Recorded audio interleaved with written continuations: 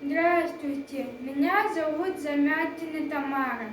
Я учусь в 5 классе в республиканской школе для слабослышащих детей.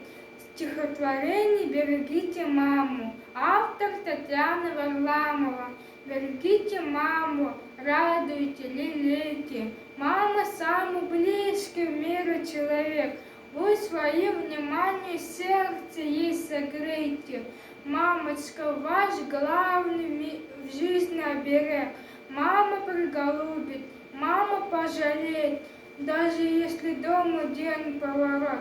Вовремя с обедом вкусный подоспеет и нальет домашний ягодный компот. Мама, как ребенок, весело смеется, если сын пятерку в школе получит.